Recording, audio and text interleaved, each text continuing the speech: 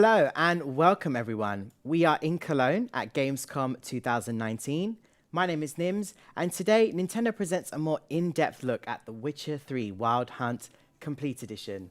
Now joining us today we have a very special guest from CD Projekt Red. We have Miles Toast joining us. Hello Miles, thank you so much for joining us today. Thank you for having me, it's a pleasure. Awesome. And from Nintendo of Europe we have Kaveh. Hello Kaveh. Hi Nims, hello everyone. Thank you for joining us. Now Kaveh, we're going to be taking a look at this game in handheld mode. That is correct, Nim. So thanks to a little bit of Nintendo magic, we're able to show you what the game looks like in handheld mode. Amazing. So our viewers out there will see within a Switch frame, basically a one-to-one representation of what the game is like in handheld mode. Meaning that for users out there that may be watching in full HD, what they will see within the Switch frame will be a one-to-one representation of what it's like to play this game on the go. Right, which is it's a big thing. I'm excited about that. So, Miles, for the viewers who are watching at home, could you give us an introduction to The Witcher 3, and tell us a little bit about maybe the storyline and things to do with this chapter? Yes, so The Witcher 3 is a narrative-driven action RPG set in a medieval fantasy world, and players take over the role of a character called Geralt of Rivia, and Geralt of Rivia is a witcher, a kind of, how would you say, like a monster hunter, a professional monster hunter. Ah, okay. Who, other than just hunting monsters, he's actually uniquely equipped for this, because being a witcher means that you have undergone a certain set of mutations that give you superhuman abilities, reflexes, and strength. Okay. Making him uniquely qualified to go through the job of being a monster hunter. And Geralt has sort of taken on the ultimate contract, which is to find the child of prophecy. Oh, well, I'm sold. Let's go. So yeah, let's go. Let's start. You may have noticed there was a marker that was displayed about the guarded treasure. That's going to be in this area here, but it seems to be protected by a wyvern, so I'm going to go take care of that. And as you may have seen just now, Geralt automatically wielded a sword there, and I believe this is a silver sword, and you can have multiple swords in this game. Exactly. Witchers usually use two kinds of swords. They use a steel sword for beasts and men, and then they use a silver sword for magical creatures and apparitions. And we can actually see this here with the silver HP bar, that this beast has, that, the silver sword is indeed the right choice. But Geralt will make that choice for us, so we don't really need to worry about which sword we're using. And I've also just used the Witcher sign there. So Witcher sign are spells, right, that you can use as well in combat.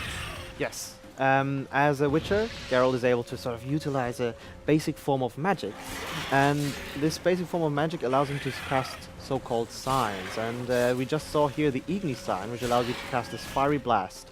We have the protective Quen sign, for example, that casts a shield around you, or one of my favorites is actually the Erden sign, which generates a trap on the ground that if monsters run into, they'll be temporarily stunned. Right. Here we go. Now that we've taken care of this ribbon, we can just find this guarded treasure. So one thing you can do is use Witcher senses, which allow you to highlight kind of interactive elements of the environment. And here this helps us unveil this guarded treasure that we were looking for here. Nice. This is just one example of what you can find when you're exploring through the world. I'm gonna go for a small walk here and see if I can find something else in this area.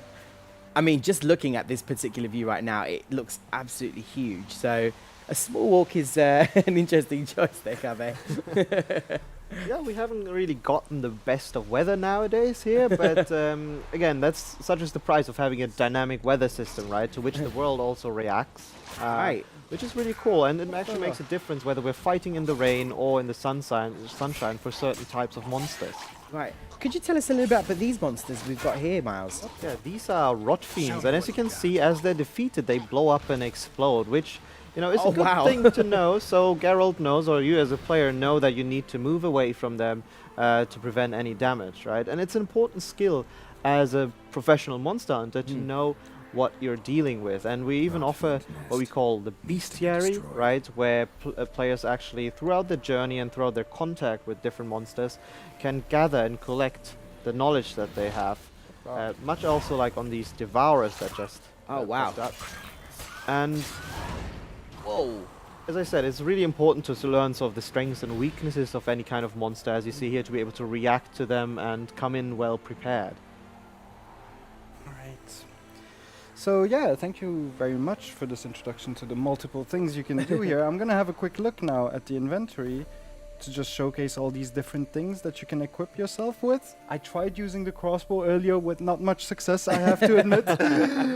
But you can also like use potions and bombs as well to do a lot of damage or to destroy the monster nest, as I just did on screen.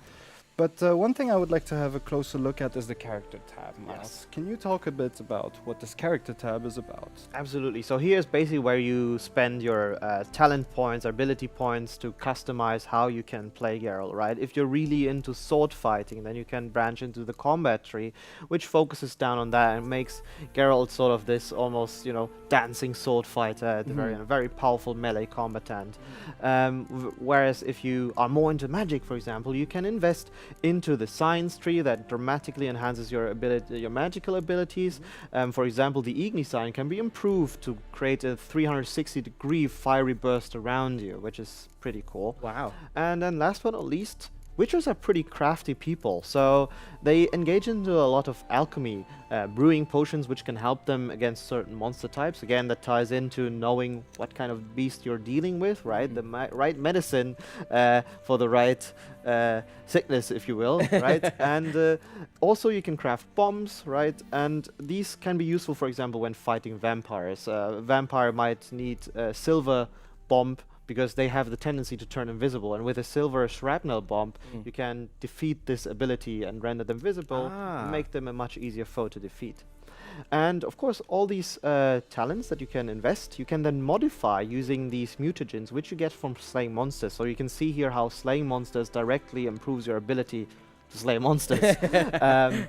And matching the specific color of the mutagen to the talents that you've chosen, in this case we see a very general build, right? You're not you're not meant to, or not meant to, but you're not necessarily bound to having to invest into a specific skill, but you can create a hybrid to suit your own tastes, Right. right?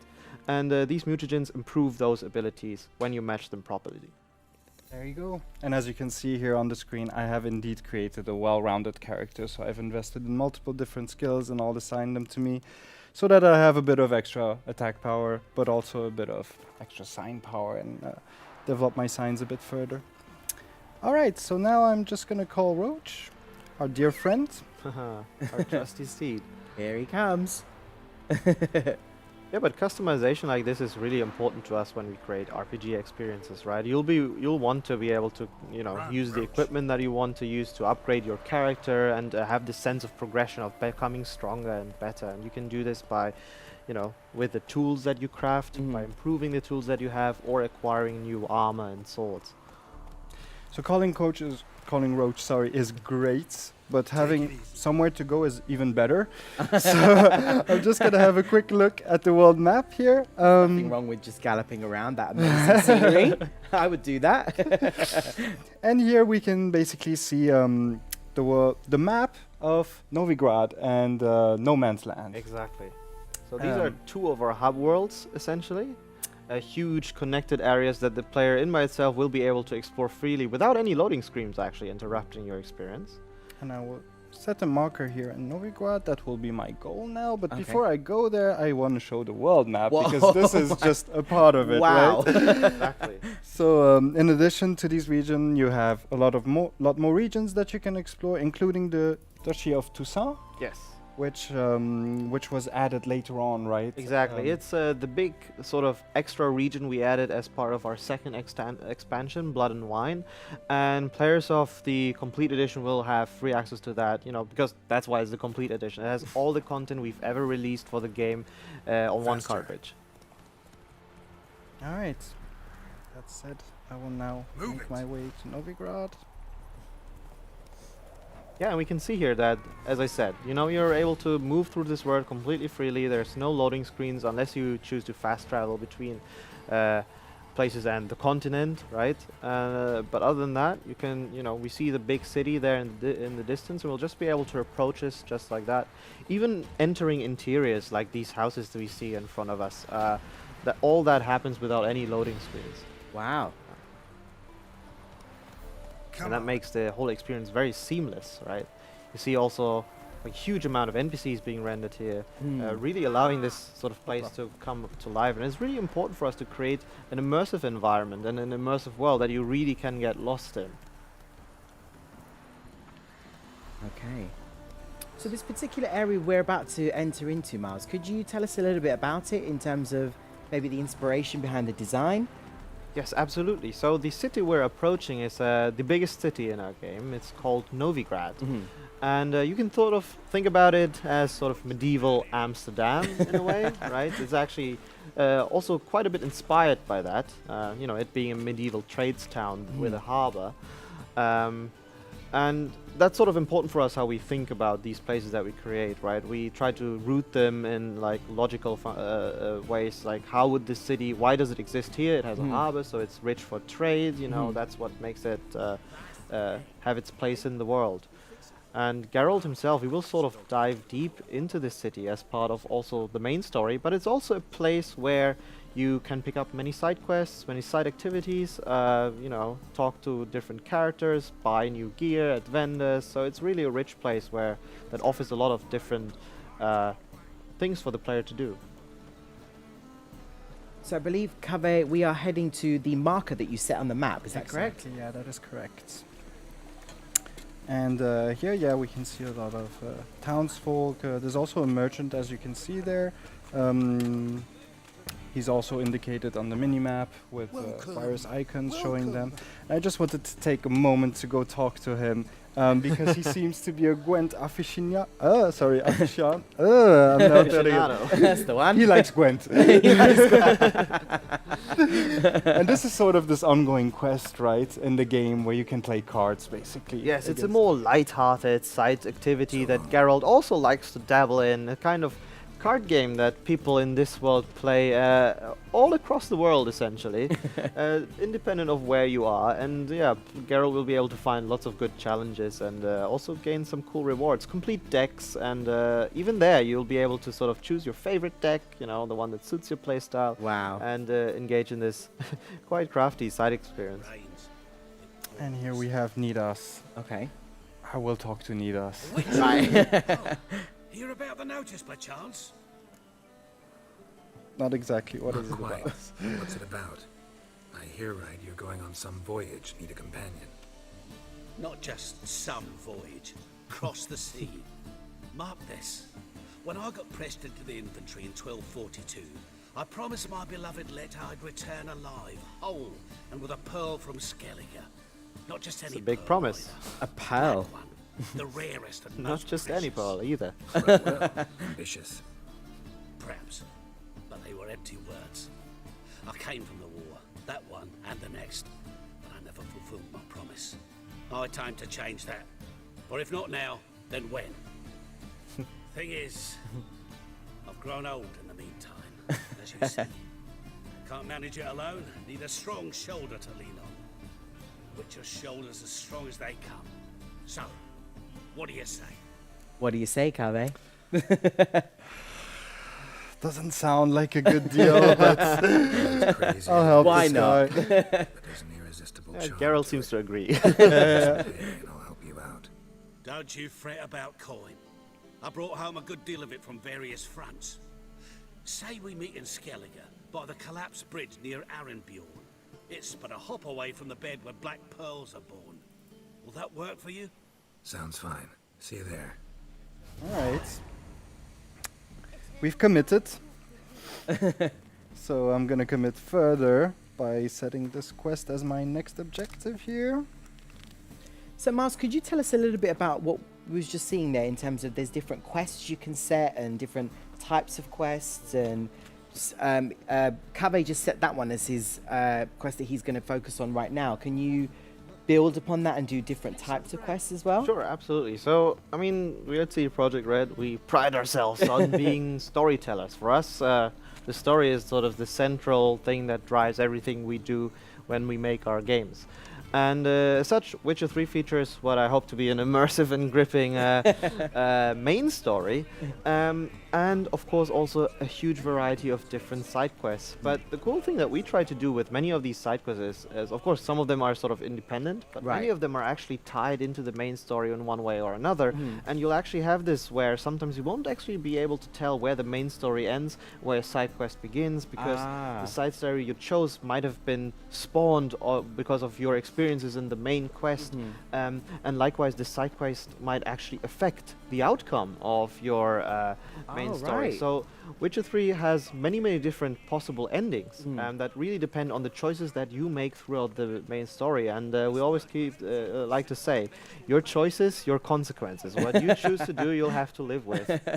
I noticed the cover, you were looking at a notice board as well. Is that where you can pick up some quests as well, Miles? Or? Yes, you know, if you're not really being approached by good old Nidas over there, you might find some work looking at one of the many notice boards that you'll find all across the world in many different villages, and they actually grant a lot of awesome background lore as well to the world, but, you know, lots of work for a Witcher to do. All right, I was just taking a look at that map there again. That map it's huge.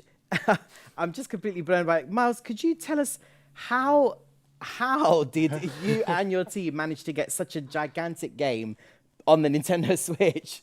It's actually quite impressive to me as well itself, right? Having originally worked on the game and seeing it now work on the Switch. And we had a little bit of help here actually by our friends over at Saber Interactive.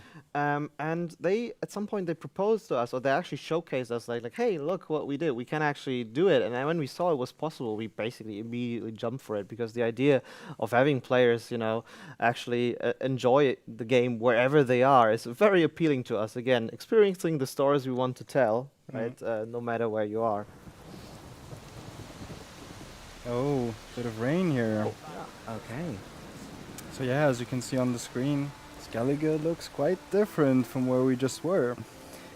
Could you tell us a little bit about this particular area, Miles? As Kaveh just said, it looks a lot different from where we just were. Yes, so Skellige is very different from Novigrad No Man's Land in that Novigrad No Man's Land has a lot of inspiration from a sort of Slavic, Middle Eastern, sort of Eastern European is the proper term, sort of culture and also mythology when it comes to the monsters. But here in Skellige, we're facing sort of a heavily inspired area by the Vikings and Norse mythology, right? So you'll see this actually in the architecture, in the vegetation, the way people talk.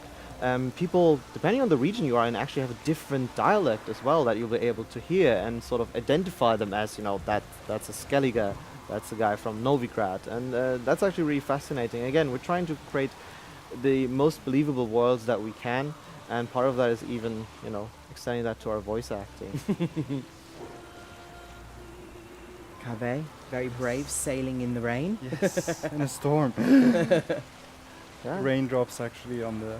That is very cool. It's very cool, yeah. The water physics in general are very impressive, I have to say. It looks fantastic. It's a pity that we, you know, didn't get the best of weathers, but it's part of having a fully dynamic, not only day and night cycle, but also weather system. That, as I said earlier, that actually affects how monsters behave, and, you know, it might not be the best idea to go out hunting for monsters on a rainy day when those monsters might be, you know, affiliated with water elements. Right. I like what you did there. Didn't give away too much for the players. Exactly. Kept the element of surprise in there. I like that. So yeah, here I'm just making my way to the marker we can... Whoops, sorry about that. You can see on the mini-map. To hopefully find our dear friend Nidas again. And it's cool that, you know, we offer the players also a lot of different ways to traverse this huge open world. As you can see here, we have a boat, so water is no limit to Geralt in that sense, right? We have Roach, of course, the horse, or you can just engage on travel by foot. And if all that is too much for you, and if you want to make the level designer's heart bleed a bit, you just fast travel, right? So it's all up to you and how you want to spend time in the game. I assure you I won't be doing that. I hope. Good you're here. So, what'll it be? will you help old Nidus find a black pearl for his wife? I'd like it done already. Humidity's unkind to my bones. They've started creaking. Let's go. Let's go. But get ready for I mean, I've come this far. Find pearls where it's dry. True. But I survived worse during the war. At Rosrock, we fought waist deep in the swamp and... wasted my breath. History don't mean a whit to youngsters. Come on, Pearl Grounds out far now. Okay. Did he just call us a youngster? Yeah. Well, I guess everything's relative, yeah. something worth pointing out is actually the way this guy deals with or treats Geralt, right? It's not necessarily a given in this world that Geralt gets treated nicely and with a sort of level of respect that this guy is treating us with, because Witchers in this world are mostly actually feared because they are superhuman, right? They're not really considered as human, and people are oftentimes actually afraid of them. This is the place. They say dive down here and you'll see the oyster beds all around. Problem is, not all hold pearls. And the black ones are a real rarity. But search long enough and you're sure to find one. You're telling me now? So I'm supposed to do the diving. Well, you see, I've been in the infantry all my life, so I'm not one for water. And my lungs ain't what they used to be, so... Probably not the best deal Geralt has done this one. Always right. But hey, at least it will pay Work eventually. is work, exactly. Yeah. Exactly. So here we go in the water. And yeah, again, I find the swimming as well incredibly impressive with the water physics. The water does look very, very cool. And that's yet another way you can traverse the world, right? Swimming and diving. So as we're about to get, hopefully, a black pearl, any advice for Cave Mouse? Don't stay too long underwater. Yeah? You don't seem to have That's- brewed the appropriate potion for it. Ah, Which yeah, is something that you true. can actually do. You know, you can craft potions, of course, to enhance your monster slaying abilities, but also there is a potion, for example, that enhances your ability to breathe underwater, and crafting that might be useful if you plan on going for a bit of an extended swim or dive, right? Oh wow, I think we've got a visitor here, Cave. Yes, there are some sirens that are making everything more difficult. Oh my gosh. And I think in order to not lose all my breath, I will need to go back up. Yeah, maybe if you try the crossbow, you might be able to hit it. Ah, true that. But I think breath will be my priority breath, here. breath. Made it. Nice.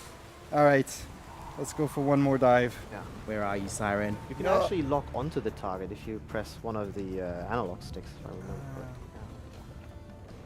There you are. Hey, I got it. Nice. Nice. And now it drifts. Lucky shot there. That, but it's the one that counts. All right. Where are you, Black Pearl? So yeah, here I'm also using the Witcher senses to highlight the different elements you can interact with. Hoopla. Didn't do that one. This Ah, one, almost. not black. Another one here, Come on. not black. Hey, grab some air, And grab breath some air. problem. Go, go, go. All right. That would be a tragic end for Geralt of Rivia if he just drowned hunting for some pearls. There we go. Nice. All right. I think I will leave it at that anyway, because we don't want to spoil the rest of the Yeah. quest also for the viewers that are watching. Just gonna swim back to the shore. Why not?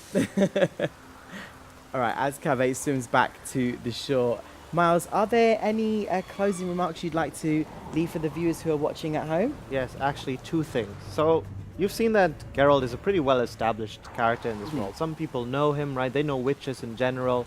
And this is, of course, because there's been a couple of games before this, and Geralt is an established character. However, I don't want this to be a deterrent for people who haven't played the previous games. Really, we made this game with all these new players in mind, and it's something that you can jump right into and enjoy, much like, you know, or enjoy much without even any previous knowledge of the games. However, if you have played the previous games, you'll find like little Easter eggs and hints and winks to previous characters. But really, we made it so that, you know, you'll be able to find your way around and not feel out of place, simply diving in without any prior knowledge.